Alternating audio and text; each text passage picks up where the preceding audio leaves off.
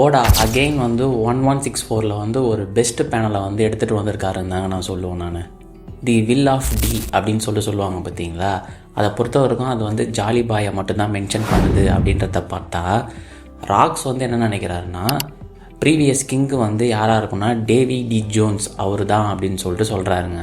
Rocks வந்து ஒன்று சொல்கிறார் இம்மு கிட்ட, நீ அஃப்ரைட் ஆகிறது வந்து அதிகமாக வந்து டேவி டி ஜோன்ஸுக்கா இல்லை ஜாலி பாய்க்கா அப்படின்ற மாதிரி ஒரு சீன் வந்து கொடுத்துருந்தாங்க.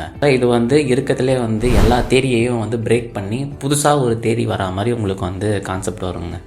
ஆக்சுவலாக எக்கேட்லேயே வந்து எம்மத் வந்து ஜாலி பாயை வந்து கிங்காக மாற்ற முடியல அப்படின்னு சொல்லிட்டு அப்பாலஜைஸ் பண்ணுற மாதிரி ஒரு சீன் வந்துருக்கோங்க.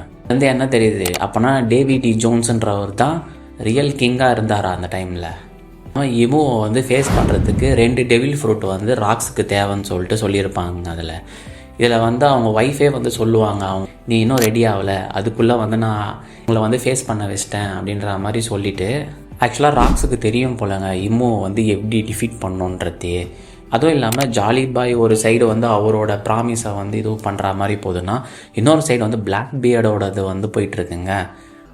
ஒன் பீஸை நம்ம ஒரு தேரி எடுத்துகிட்டு வருவோம் பார்த்தா ஓடா ஒரு சாப்டருக்கும் ஒரு தேரியை வந்து டிஃப்ரெண்ட்டாக எடுத்துகிட்டு வராருங்க. எனக்கு தெரிஞ்சு ஓடா வந்து எல்லாரையுமே குக் பண்ணிகிட்ருக்காருன்னு தாங்க நான் சொல்லுவேன். நான்